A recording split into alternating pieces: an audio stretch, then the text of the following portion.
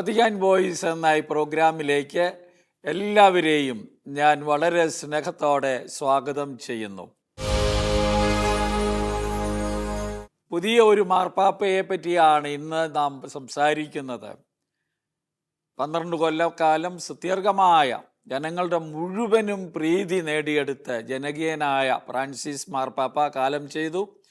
അദ്ദേഹത്തെ ലക്ഷക്കണക്കിന് ആളുകൾ ഒന്നിച്ചു ചേർന്ന് ശവസംസ്കാര കർമ്മം നടത്തി. ലോകം മുഴുവൻ അദ്ദേഹത്തിൻ്റെ നന്മയെ, അദ്ദേഹത്തിലൂടെ ലോകത്തിനും സഭയ്ക്കും ലഭിച്ച വലിയ ദാനങ്ങളെ പുകഴ്ത്തുകയും ചെയ്തു. അദ്ദേഹം മരിച്ച് ഏതാനും ദിവസം കഴിഞ്ഞപ്പോൾ ദുഃഖാചരണമെല്ലാം കഴിഞ്ഞ അവസരത്തിൽ കർദിനാളന്മാരെ വത്തിക്കാനിൽ ഒന്നിച്ചുകൂടി പുതിയ മാർപ്പാപ്പയെ തിരഞ്ഞെടുക്കാൻ. 4 വട്ടം നടന്ന വോട്ടെടുപ്പിൻ്റെ അവസാനം വെള്ളപ്പുക കണ്ട് അവിടെ തടിച്ചുകൂടിയ 10,000-കണക്കിന് ആളുകൾ ആനന്ദചിത്തരായി എന്ന് പറയാതിരിക്കാൻ നിവൃത്തിയില്ല. ദൈവം ഒരുക്കിയ ഒരു മാർപ്പാപ്പയാണ്. പലരും പല സൂചനകളൊക്കെ പലരെ പറ്റി പറഞ്ഞെങ്കിലും പരിശുദ്ധാത്മാവിൻ്റെ പ്രവർത്തനം നടക്കുന്നത് അത്ഭുതകരമാണ്. ഫ്രാൻസിസ് മാർപ്പാപ്പയുടെ കാര്യത്തിലാണെങ്കിലും ഇപ്പോൾ പുതിയ മാർപ്പാപ്പ ലയോ 14 എന്ന പേരിൽ അറിയപ്പെടുന്ന മാർപ്പാപ്പ, അമേരിക്കയിൽ നിന്നുള്ള ആദ്യത്തെ മാർപ്പാപ്പ, ഒരു വികസിത രാജ്യത്തിൽ നിന്ന്. ആ രാജ്യം ഇന്ന് അഭിമാനം കൊള്ളുന്നു. വാർത്ത അറിഞ്ഞ ഉടനെ പ്രസിഡന്റ് ഡൊണാൾഡ് ട്രംപ് ഇത് ഞങ്ങൾക്ക് വലിയ അഭിമാനത്തിന് ഹേതുവാണ് എന്ന് പ്രഖ്യാപിച്ചതും നമ്മൾ ഓർക്കുന്നുണ്ട്. ഈ പരിശുദ്ധ പിതാവ്, അദ്ദേഹത്തിൻ്റെ ഒറിജിനൽ പേര് റോബർട്ട് ഫ്രാൻസിസ് പ്രവോസ്റ്റ് എന്നാണ്. ചിക്കാഗോയിലാണ് ജനിച്ചത്. 1955 സെപ്റ്റംബർ മാസമാണ് 14-ാം തീയതിയാണ് അദ്ദേഹത്തിൻ്റെ ജനനം. 69 വയസ്സുള്ള ഒരു മാർപ്പാപ്പയാണ് നമുക്ക് ലഭിച്ചിരിക്കുന്നത്. താരതമ്യേന ചെറുപ്പക്കാരനായ ഒരു മാർപ്പാപ്പയെ ലഭിച്ചിരിക്കുന്നു. അതുകൊണ്ട് തന്നെ ആരോഗ്യവാനായി കൂടുതൽ ശക്തിയോടെ, തീഷ്ണതയോടെ അദ്ദേഹത്തിന് പ്രവർത്തിക്കാൻ കഴിയുമെന്നത് വലിയ ഒരു അനുഗ്രഹമാണ്, ഒരു നന്മയാണ് എന്ന് പറയണം. 140 കോടി കത്തോലിക്കരെ നയിക്കുന്നത് അദ്ദേഹമാണ്. ഈശോയുടെ പ്രതിപുരുഷനായി, വികാരിയായി അദ്ദേഹം ഈ ലോകത്ത് തൻ്റെ ശുശ്രൂഷ നിർവഹിക്കുന്നു. മാർപ്പാപ്പയെ തിരഞ്ഞെടുക്കപ്പെട്ട് കഴിഞ്ഞാൽ നമുക്കറിയാം 3 തരത്തിലുള്ള അധികാരങ്ങളാണ് അദ്ദേഹത്തിന് ലഭിക്കുന്നത്. റോമ രൂപതയുടെ അധിപനായി, മെത്രാനായി അദ്ദേഹം തിരഞ്ഞെടുക്കപ്പെടുന്നു. അവിടെ നിന്നാണ് റോമയുടെ മെത്രാനാണ് മാർപ്പാപ്പയായി തിരഞ്ഞെടുക്കപ്പെടുക. സഭയിലെ 267-ാം മാർപ്പാപ്പയാണ് അദ്ദേഹം. സഭയുടെ ആ ചരിത്രം, പത്രോസിനോട് കർത്താവ് പറഞ്ഞ വാക്കുകൾ, നീ പാറയാകുന്നു, ഈ പാറമേൽ ഞാൻ എൻ്റെ ഭവനം, എൻ്റെ സഭയെ ഞാൻ സ്ഥാപിക്കുമെന്ന് പറഞ്ഞത് അനുസ്യൂതമായി തുടരുകയാണ്. നരക കവാടങ്ങൾ അതിനെതിരെ പ്രബലപ്പെടുകയില്ല, നാരകീയ ശക്തികളും എന്ന് പറഞ്ഞത് വളരെ ജാഗരൂകതയോടെ ചെയ്യേണ്ട കാര്യമാണിത്. ആധുനിക കാലത്തെ മാർപ്പാപ്പമാരെല്ലാം നമുക്കറിയാം ലോകത്തിന് വലിയ വെളിച്ചമായി നിന്നവരാണ്. ഫ്രാൻസിസ് മാർപ്പാപ്പയൊക്കെ ലോകരാഷ്ട്രങ്ങൾ കണ്ടത് നമ്മൾ അനുഭവിച്ചറിഞ്ഞ കാര്യമാണ്. എന്തുമാത്രം ഒരു ആദരമാണ് അദ്ദേഹത്തിന് സംസ്കാരത്തോടനുബന്ധിച്ച് ലഭിച്ചത് എന്ന് നമ്മൾ കാണുന്നു. പുതിയ മാർപ്പാപ്പ ലയോ 14 നമുക്കറിയാം അഗസ്റ്റീനിയൻ സന്യാസ സമൂഹത്തിൽപ്പെട്ട ഒരാളാണ്. ഈശോ സഭയുടെ അംഗമായിരുന്നു ഫ്രാൻസിസ് മാർപ്പാപ്പ. ഈ 2 പേരും അടുത്തടുത്ത് സന്യാസ സമൂഹത്തിൽ നിന്ന് വരികയാണ്. സന്യാസ സമൂഹങ്ങൾ കുറേ കൂടി തീക്ഷ്ണമായി ക്രിസ്തീയ വിശ്വാസം ജീവിക്കുന്നവരാണ്. സുവിശേഷ മൂല്യങ്ങൾ അക്ഷരാർത്ഥത്തിൽ ജീവിക്കാൻ വിളിക്കപ്പെട്ടിരിക്കുന്നവരാണ്. അവർ 3 വ്രതങ്ങൾ കൃത്യമായി എടുക്കുന്നവരാണ്. നമുക്കറിയാം അതെല്ലാം ഈ ലോകത്തിന് വലിയ സാക്ഷ്യമായി തീരും. ഫ്രാൻസിസ് മാർപ്പാപ്പയ്ക്കുണ്ടായിരുന്ന ഒരു വലിയ നേട്ടം അത് തന്നെയായിരുന്നല്ലോ.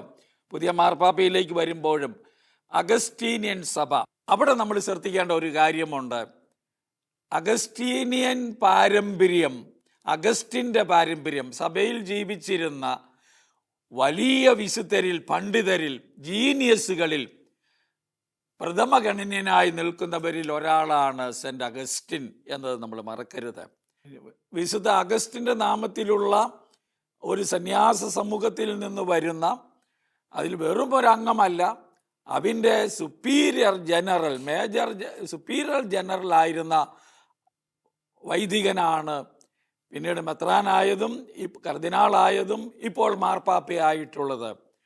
അപ്പോൾ ആ അർത്ഥത്തിൽ അത് വലിയ ഒരു ഭാഗ്യമാണ്, വലിയ ഒരു അടിത്തറ വിശ്വാസത്തിന് കൊടുക്കാൻ, കൂടുതൽ ഈ കാലഘട്ടത്തിൻ്റെ പ്രശ്നങ്ങളെ പഠിച്ച് പരിഹാരം നിർദ്ദേശിക്കാൻ ഈ പാപ്പായ്ക്ക് കഴിയുമെന്നുള്ളത് നമുക്ക് അഭിമാനകരമാണ് എന്ന് സൂചിപ്പിക്കാനും ഞാൻ ഈ അവസരം എടുക്കുകയാണ്.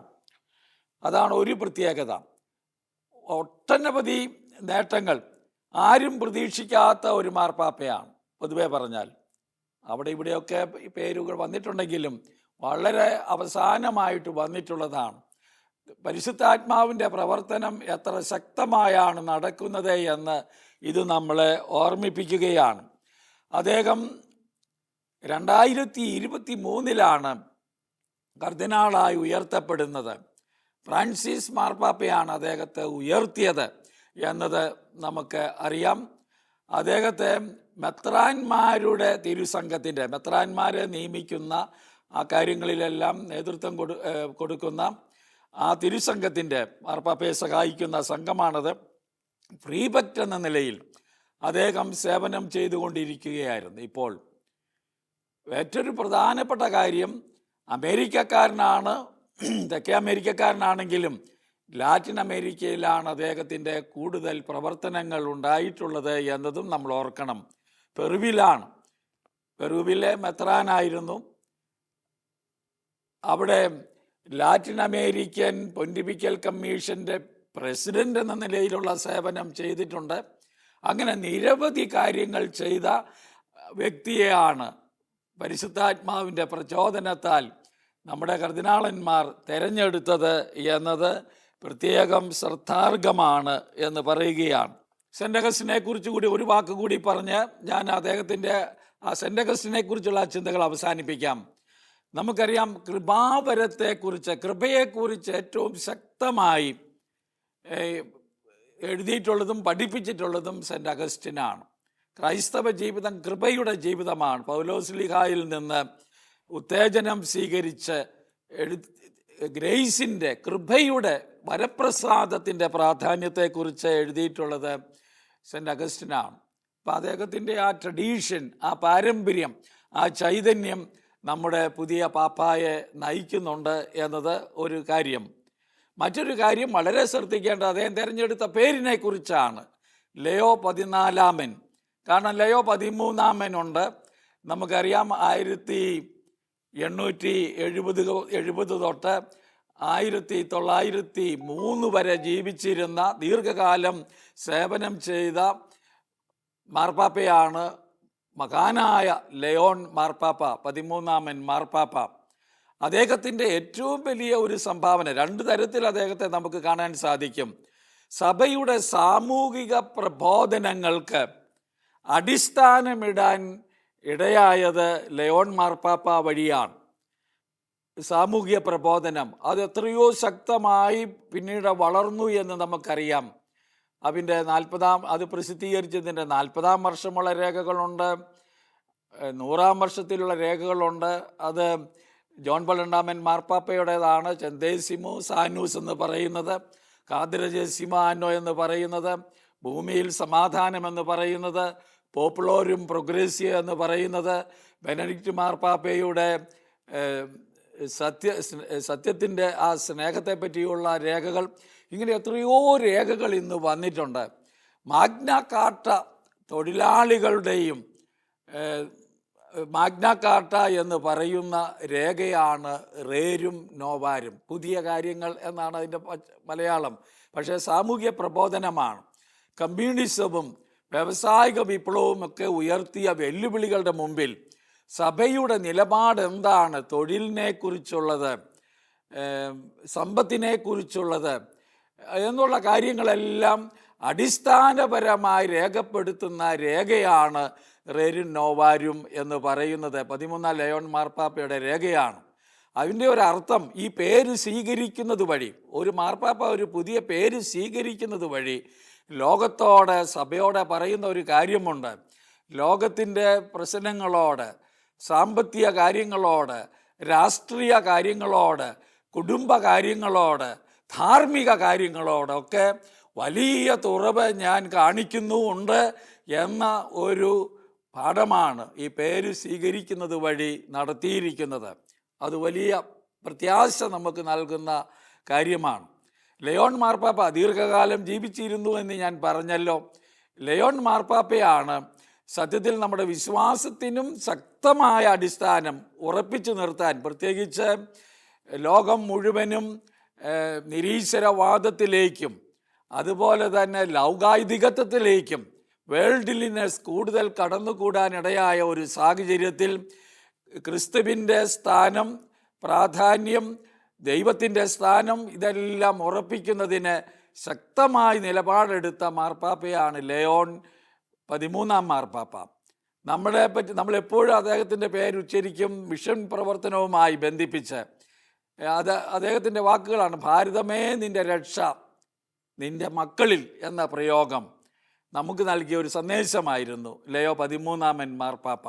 നമുക്ക് ഓർക്കണം, ആ പേര് സ്വീകരിക്കുന്നത് വഴി വലിയൊരു പ്രത്യാശ ലോകത്തിന് നമ്മുടെ പിതാവ് നൽകുന്നു എന്നത് നമുക്ക് സന്തോഷത്തോടെ ഓർക്കാം. റോബർട്ട് ഫ്രാൻസിസ് പ്രവോസ്റ്റ് എന്ന് പറയുന്ന ഈ കർദിനാള് നമുക്ക് നൽകുകയാണ്. ആ കർദിനാളാണല്ലോ മാർപ്പാപ്പയായി തിരഞ്ഞെടുക്കപ്പെട്ടിരിക്കുന്നത്. അതും വളരെ അർത്ഥവത്തായ ഒരു കാര്യമാണ്. നമ്മുടെ പിതാവിൻ്റെ വളരെ ഹ്രസ്വമായ ഒരു സന്ദേശം ലോകത്തിനും റോമാ പട്ടണത്തിനുമൊക്കെ ആശീർവാദം നൽകുന്നതിന് മുമ്പ് നടത്തുകയുണ്ടായി. അത് നമുക്ക് ഒന്ന് അല്പം പഠിക്കുന്നത് നല്ലതാണ് എന്ന് തോന്നുകയാണ്. അത് നമുക്ക് ചിന്തിക്കാം. മാർപ്പാപ്പ പറഞ്ഞ വളരെ ഹ്രസ്വമായ ഇറ്റാലിയൻ ഭാഷയിലാണ് അദ്ദേഹം സംസാരിച്ചത്. വളരെ ഹ്രസ്വമായ ഒരവതരണമാണ്. പക്ഷെ അവിടെ അദ്ദേഹം പോകാൻ ആഗ്രഹിക്കുന്ന, അല്ലെ ലോകത്തോട് പറയാൻ ആഗ്രഹിക്കുന്ന, സഭയെ നയിക്കാൻ ആഗ്രഹിക്കുന്ന കാര്യങ്ങളെല്ലാം വളരെ ഓരോ വാക്കിലൂടെയാണെങ്കിലും അവതരിപ്പിച്ചിട്ടുണ്ട് എന്നത് ശ്രദ്ധേയമാണ്. ഞാൻ അതേപടി അത് ഇവിടെ അവതരിപ്പിക്കുകയാണ്. മാർപ്പാപ്പ പറഞ്ഞു: പ്രിയ സഹോദരീ സഹോദരന്മാരെ, ഇതായിരുന്നു ദൈവത്തിൻ്റെ അജഗണത്തിനായി സ്വന്തം ജീവൻ നൽകിയ നല്ല ഇടയനായ ഉയർത്തെഴുന്നേറ്റ ക്രിസ്തുവിൻ്റെ ആദ്യ അഭിവാദ്യം.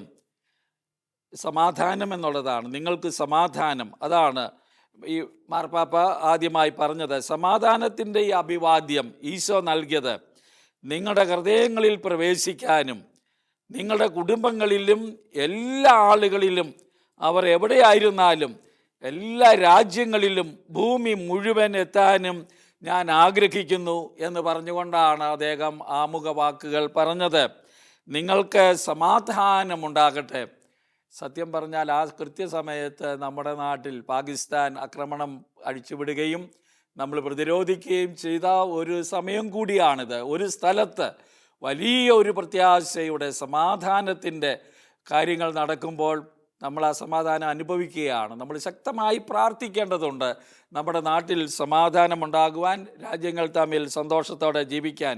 അതിൽ മാർപ്പാപ്പ തൻ്റെ പങ്കു വഹിക്കുമെന്ന് സൂചിപ്പിക്കുന്ന ആദ്യ വാക്കുകളാണ് ഈശോയുടെ ഉയർത്തെഴുന്നേറ്റ ഈശോയുടെ അഭിവാദനം. നിങ്ങൾക്ക് സമാധാനം. ഉയർത്തെഴുന്നേറ്റ ക്രിസ്തുവിൻ്റെ സമാധാനം നിരായുധീകരിക്കുന്ന താഴ്മയും സ്ഥിരോത്സാഹവുമുള്ള സമാധാനമാണ് എന്ന് മാർപ്പാപ്പ അവിടെ പറഞ്ഞു വയ്ക്കുകയാണ്. അത് വരുന്നത് നമ്മയെല്ലാം നിരുപാധികമായി സ്നേഹിക്കുന്ന ദൈവത്തിൽ നിന്നാണ്. നമ്മളെല്ലാം സ്നേഹിക്കുന്ന ദൈവത്തിൽ നിന്നാണ് ഈ സമാധാനം കടന്നു വരുന്നത്. ഈസ്റ്റർ പ്രഭാതത്തിൽ റോമായ്ക്കും ലോകത്തിനും ആശീർവാദം നൽകിയ ഫ്രാൻസിസ് പാപ്പായുടെ ദുർബലവും എന്നാൽ സുധീരവുമായ ആ ശബ്ദം നമ്മുടെ ചെവികളിൽ ഇപ്പോഴും മുഴങ്ങുന്നുണ്ട് എന്ന് പരിശുദ്ധ പിതാവ് പറഞ്ഞു. നിങ്ങൾക്കറിയാമല്ലോ, ഉത്ഥാന ദിവസം ആശീർവാദം നൽകി കിടന്നുറങ്ങാൻ പോയ മാർപ്പാപ്പയാണ് പിറ്റേ ദിവസം നമ്മൾ മരിച്ചു എന്ന് അറിയുന്നത്. സുധീരമായി നൽകിയത് സമാധാനത്തിൻ്റെ സന്ദേശമാണ് ലോകമെങ്ങും. അത് നന്ദിയോടെ ഇവിടെ നമ്മുടെ പുതിയ പിതാവ് ലയോ 14 എടുത്തു പറയുകയാണ്.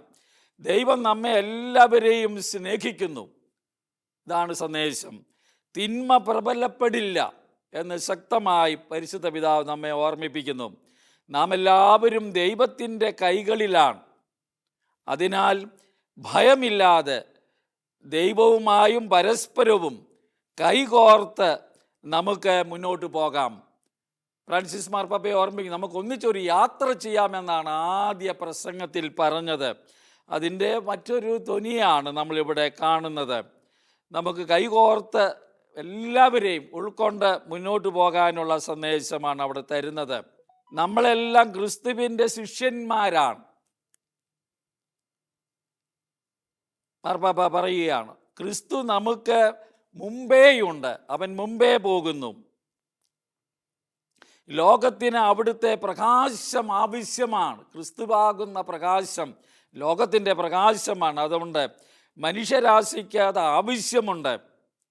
സംഭാഷണത്തിലൂടെയും നമ്മൾ നോക്കണം, ഈ വാക്കുകൾ ഫ്രാൻസിസ് മാർപ്പാപ്പയുടെ അതേ ആശയം തന്നെയാണ്. സംഭാഷണത്തിലൂടെയും കണ്ടുമുട്ടലുകളിലൂടെയും പാലം പണിയുന്നവരാകാൻ നിങ്ങൾ ഞങ്ങളെയും പരസ്പരവും സഹായിക്കുക എന്നാണ് പാപ്പ പറയുന്നത്. ഈ രണ്ട് വാക്കുകളും പരിശുദ്ധ ഫ്രാൻസിസ് മാർപ്പാപ്പയുടെ ഒരു തുടർച്ച ഇതാ വീണ്ടും വന്നിരിക്കുന്നു. അതാണ് ഈ തിരഞ്ഞെടുപ്പിൽ കാണുന്ന വലിയ ഒരു പ്രത്യാശ എന്നത് നമുക്ക് കാണാൻ സാധിക്കും. അങ്ങനെ എല്ലായ്പ്പോഴും സമാധാനത്തോടെ ഒരു ജനമായി നമുക്ക് ഒരുമയോടെ നീങ്ങാം എന്ന് പറഞ്ഞു. അങ്ങനെ പറഞ്ഞ ഫ്രാൻസിസ് മാർപ്പാപ്പയ്ക്ക് നന്ദി എന്ന് പറഞ്ഞുകൊണ്ടാണ് ഈ വാക്കുകൾ മുന്നോട്ട് പോകുന്നത്. അടുത്ത വാചകം മാർപ്പാപ്പ പറയും, എല്ലായ്പ്പോഴും സമാധാനവും നീതിയും തേടുന്ന, സുവിശേഷം പ്രഘോഷിക്കാനും മിഷനറിമാരായിരിക്കാനും ഭയമില്ലാത്ത, യേശു ക്രിസ്തുവിനോട് വിശ്വസ്തതയുള്ള, സ്ത്രീ പുരുഷന്മാരായി വർത്തിക്കുന്ന ഒരുമയുള്ള സഭയിൽ പത്രോസിൻ്റെ പിൻഗാമിയാകാനും നിങ്ങളോടൊപ്പം ചരിക്കാനുമായി എന്നെ തിരഞ്ഞെടുത്ത എല്ലാ സഹോദര കർദിനാളന്മാർക്കും നന്ദി പറയാൻ ഞാൻ ആഗ്രഹിക്കുന്നു. എല്ലാം അവിടെ ഉൾക്കൊള്ളിച്ചിട്ടുണ്ട് ഒരു വാചകത്തിൽ.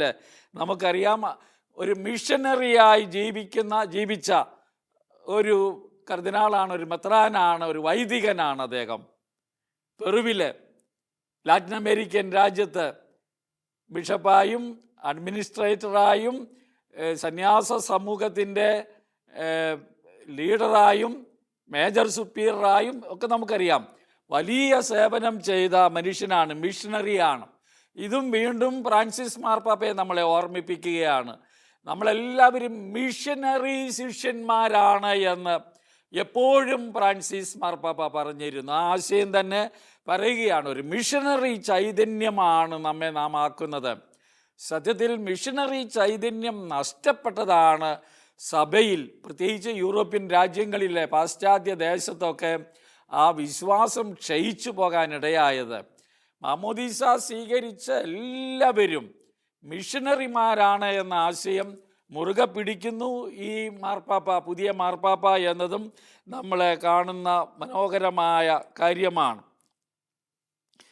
സെൻ്റ് അഗസ്റ്റിൻ്റെ പ്രസിദ്ധമായ ഒരു വാചകമാണ് പിന്നീട് ലയോ 14 മാർപ്പാപ്പ പറയുന്നത്, നിങ്ങളോടൊപ്പം ഞാനൊരു ക്രിസ്ത്യാനിയാണ്, നിങ്ങൾക്ക് വേണ്ടി ഞാനൊരു മെത്രാനുമാണ് എന്ന് പറഞ്ഞ വിശുദ്ധ അഗസ്റ്റിൻ്റെ മകനാണ് ഞാൻ. അപ്പോൾ മെത്രാനായിരിക്കുക, അല്ലെ മാർപ്പാപ്പയായിരിക്കുക ആവശ്യമാണ്, ഉത്തരവാദിത്തമാണ്. ആരെങ്കിലും ദൗത്യം നിർവഹിക്കാതെ നമുക്ക് സമൂഹത്തിന് മുന്നോട്ട് പോകാൻ സാധിക്കില്ല. പക്ഷേ അതൊരു ശുശ്രൂഷയാണ് എന്ന കാര്യം ഊന്നിപ്പറയാൻ സെൻ്റ് അഗസ്റ്റിനെ ഉദ്ധരിച്ചുകൊണ്ട് ഇവിടെ പരിശുദ്ധ പിതാവ് ശ്രമിക്കുകയാണ്. അത് നമുക്ക് ശ്രദ്ധയോടെ കേൾക്കേണ്ട, നമുക്ക് വലിയ പ്രത്യാശ, സന്തോഷം നമുക്ക് തരുന്ന വാക്കുകളാണ് എന്ന കാര്യം നമുക്ക് ഓർക്കാം. അദ്ദേഹം അത് തന്നെ ഏറ്റുപറയാണ്, ഞാൻ അദ്ദേഹത്തിൻ്റെ മകനാണ് എന്ന് പറഞ്ഞാൽ അദ്ദേഹത്തിൻ്റെ ചൈതന്യം ഉൾക്കൊള്ളുന്നവനാണ്, അത് ജീവിക്കാൻ ആഗ്രഹിക്കുന്നവനാണ് എന്ന് പറയുകയാണ്. ഈ അർത്ഥത്തിൽ നമുക്കെല്ലാവർക്കും ഒരുമിച്ച് ദൈവം നമുക്കായി ഒരുക്കി വച്ചിട്ടുള്ള മാതൃരാജ്യത്തിലേക്ക് പ്രയാണം ചെയ്യാം. അവിടെയും നോക്കിക്കേ, നമ്മുടെ അന്തിമമായ ലക്ഷ്യം സ്വർഗമാണ്, ആത്യന്തികമായ ലക്ഷ്യം സ്വർഗമാണ്. അങ്ങോട്ടുള്ള യാത്രയിലാണ് നാം എന്ന ആശയം, നാം ആരും ഇവിടെ സ്ഥിരവാസികളല്ല എന്ന ചിന്തയും നമ്മുടെ പാപ്പ നമ്മെ ഓർമ്മിപ്പിക്കുകയാണ്. അങ്ങനെ റോമിലെ സഭയ്ക്ക് ഒരു പ്രത്യേക അഭിവാദ്യം, റോമിൻ്റെ മെത്രാനാണ് തീർന്ന ആദ്യത്തെ വാക്കുകളാണല്ലോ, റോമിന് അഭിവാദ്യം അർപ്പിക്കുന്നു. ഒരു മിഷനറി സഭയായിരിക്കാൻ, അതാണ് വീണ്ടും ഊന്നൽ കൊടുത്തിരിക്കുന്ന മിഷനറി ദൗത്യത്തിനാണ്. പാലങ്ങളും സംഭാഷണങ്ങളും സൃഷ്ടിക്കുന്ന ഈ ചത്തുരം പോലെ എല്ലാവരെയും ഉൾക്കൊള്ളുന്നതാണ്. ചത്തുരം കൈനീട്ടി നിൽക്കുന്നതായിട്ടാണ് അത് വിഭാവനം ചെയ്തിരിക്കുന്നത്. മനോഹരമായ ഒരു ആർട്ടിസ്റ്റിക് മോണുമെൻ്റാണത് എന്ന കാര്യം നമ്മൾ വിചാരിക്കരുത്. അത് പാപ്പ പറയുകയാണ്, ഈ ചത്തുരം പോലെ എപ്പോഴും തുറന്ന കൈകളോടെ നമ്മുടെ സഹായവും സാന്നിധ്യവും സംഭാഷണവും സ്നേഹവും ആവശ്യമുള്ള ഏവരെയും സ്വീകരിക്കുന്ന ഒരു സഭയായിരിക്കാൻ നാം നിരന്തരം പരിശ്രമിക്കണം. ലാറ്റിൻ അമേരിക്കൻ സ്വാധീനം, പ്രവർത്തന അനുഭവമുള്ള മാർപ്പാപ്പയ്ക്ക് അത് പറയാതെ നിവൃത്തിയില്ല. അതുകൊണ്ടാണ് ഫ്രാൻസിസ് മാർപ്പാപ്പയുടെ അതേ ചൈതന്യമാണ് അദ്ദേഹത്തെ നയിക്കുന്നത്. ആത്മാവ് അദ്ദേഹത്തെ കണ്ടെത്തിയതും അങ്ങനെ തന്നെയാണ്, കർദിനാളന്മാരിലൂടെ അത് സംഭവിച്ചിരിക്കുന്നതും. അതുകൊണ്ട് നമുക്ക് അഭിമാനത്തോടെ സന്തോഷത്തോടെ ഇതിനെ കാണാൻ സാധിക്കും എന്നത് പ്രധാനപ്പെട്ട കാര്യമാണ്. ഇറ്റാലിയൻ ഭാഷയിലാണ് മാർപ്പാപ്പ സംസാരിച്ചത്. ഇത് കഴിഞ്ഞ് അല്പം സ്പോണ്ടേനിയസ് ആയിട്ട് സംസാരിച്ച് ഇത്രയും എഴുതി വായിക്കുകയായിരുന്നു. സ്പോണ്ടേനിയസ് ആയിട്ട് പറഞ്ഞ വാക്കുകൾ അദ്ദേഹത്തിന് ഇറ്റാലിയൻ കൈകാര്യം ചെയ്യാൻ സാധിക്കുമെന്ന് നമ്മളെ ഓർമ്മിപ്പിക്കുകയാണ്. സ്പാനിഷ് തീർച്ചയായും പെറുവിലൊക്കെ ജോലി ചെയ്യുന്നത് കൊണ്ട് സുന്ദരമായി അവതരിപ്പിക്കാൻ കഴിയും. അവർക്ക് അഭിവാദനം അർപ്പിച്ചു തൻ്റെ രൂപത ആ രാജ്യം പെറുവിലെ സ്പാനിഷ് ഭാഷയിലാണ് പറഞ്ഞത്. അമേരിക്കക്കാരനാണ്, ഇംഗ്ലീഷ് അറിയാൻ സുന്ദരമായി പറയാൻ പറ്റുന്ന ആളാണ്. ഈ പ്രസംഗത്തിൽ ഒറ്റ വാക്കുപോലും ഇംഗ്ലീഷ് സംസാരിച്ചില്ല. അതെന്തുകൊണ്ടാണ് എന്ന്, കാരണം അമേരിക്കക്കാരനാണ്. പക്ഷേ അതെല്ലാവർക്കും അറിയാമല്ലോ എന്ന ചിന്ത കൊണ്ടാണ് അത്. അദ്ദേഹം പഠിച്ചത് റോമിലാണ്. റോമിൽ കാനൻ ലോ പഠിച്ചത് സെൻറ് തോമസ് അക്വിനാസിൻ്റെ നാമത്തിലുള്ള ആഞ്ചലിക്കും എന്ന് പറയുന്ന യൂണിവേഴ്സിറ്റിയിലാണ്. അപ്പോൾ അതുകൊണ്ട് തന്നെ സെൻറ് തോമസിൻ്റെ ചിന്തകളും അദ്ദേഹത്തെ സ്വാധീനിച്ചിട്ടുണ്ട് എന്നതിന് സംശയമില്ല. കൂടുതൽ പഠനം അദ്ദേഹം കൊടുത്തിട്ടുണ്ട്. 2 വിശുദ്ധരാണ്, വളരെ പ്രഗത്ഭരായ ദൈവശാസ്ത്രജ്ഞന്മാരാണ്, സഭാപിതാക്കന്മാരെന്ന നിലയിൽ നിൽക്കുന്നവരാണ് സെൻറ്റ് അഗസ്റ്റിനും സെൻറ് തോമസ് അക്വീനാസും. രണ്ടുമായി വളരെ ബന്ധപ്പെട്ട ആധികാരികമായി പറയാൻ പറ്റുന്ന ഒരു മാർപ്പാപ്പയാണ് നമുക്കുണ്ടായിരിക്കുന്നത് എന്നതാണ് ഇവിടെ സർത്താർഗമായ കാര്യം. വലിയ അനുഭവജ്ഞാനം, അതാണ് മറ്റൊരു വലിയ കാര്യം. വിവിധ തരങ്ങളിലുള്ള അനുഭവജ്ഞാനം അദ്ദേഹത്തിനുണ്ട്. അദ്ദേഹം BA ഗ്രാജുവേഷൻ അമേരിക്കയിൽ ചെറുപ്പത്തിൽ എടുത്തത് കണക്കിലാണ്. അതുകൊണ്ട് തലയുള്ള മനുഷ്യനാണ് എന്ന കാര്യത്തിൽ യാതൊരു സംശയവുമില്ല. അത് പിന്നീടുള്ള പഠനങ്ങൾ നമുക്കറിയാം കാണിക്കുന്നത് മുഴുവനും അഡ്മിനിസ്ട്രേറ്റീവ് ലെവലിൽ പ്രവർത്തിച്ചിട്ടുണ്ട്, കോർഡിനേറ്റ് ചെയ്യുന്നുണ്ട്. അപ്പം ദൈവം തിരഞ്ഞെടുത്ത് നമുക്ക് നൽകിയിരിക്കുന്ന ഈ മാർപ്പാപ്പയിൽ നമുക്ക് അഭിമാനിക്കാം, അദ്ദേഹത്തെ നമുക്ക് സ്നേഹിക്കാം. അദ്ദേഹത്തിൻ്റെ പൊന്റിഫിക്കേറ്റ് കാലം അനുഗ്രഹപ്രദമാകാൻ നമുക്ക് പ്രാർത്ഥിക്കാം, വിജയപ്രദമാകാൻ പ്രാർത്ഥിക്കാം. എല്ലാ നന്മകളും ലോകത്തിന് വലിയ വെളിച്ചമുണ്ടാകും. രാഷ്ട്രീയമായി ഞാൻ കരുതുന്നു അമേരിക്കയൊക്കെ സ്വാധീനിക്കാൻ ട്രംപൊക്കെ കുറേ കൂടെ വിശ്വാസത്തിലേക്ക് ലോകത്തെ കൊണ്ടുവരാൻ ശ്രമിക്കുന്ന ഒരു പശ്ചാത്തലത്തിൽ മാർപ്പാപ്പയ്ക്കും കുറേയേറെ പങ്കുവഹിക്കാൻ സാധിക്കും. ഈ കാലഘട്ടത്തിന് അത് വലിയ വെളിച്ചമാകും എന്ന കാര്യമാണ് ഈ മാർപ്പാപ്പയുടെ തിരഞ്ഞെടുപ്പിലൂടെ നമുക്ക് ലഭിക്കുന്ന സന്ദേശം. മാർപ്പാപ്പയ്ക്ക് എല്ലാ ഭാവുകങ്ങളും നേർന്നുകൊണ്ട് വിവായിൽ പാപ്പ എന്ന് ആശംസിച്ചുകൊണ്ട് ഞാൻ ഈ വാക്കുകൾ ഉപസംഹരിക്കുന്നു. പാപ്പായുടെ ചിന്തകൾ ദൈവം അനുവദിക്കുന്നെങ്കിൽ നമുക്ക് ഈ പ്രോഗ്രാം തുടർന്ന് കൊണ്ടുപോകുമ്പോൾ നടത്താനും സാധിക്കും. ദൈവം അനുഗ്രഹിക്കട്ടെ.